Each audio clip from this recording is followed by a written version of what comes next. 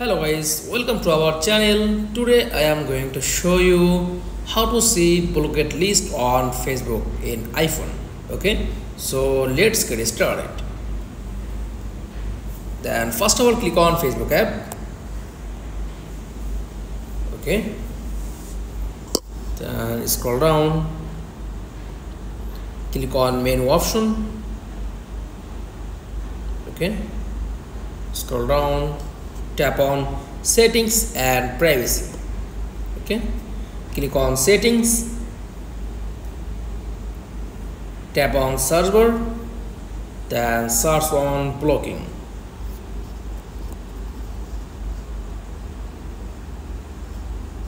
Okay, then tap blocking, then your all Facebook blocked list person. Then tap on unblock, then click unblock, then this person is unblocked. That's all. Thanks for watching. Please like, comments and subscribe. Thank you.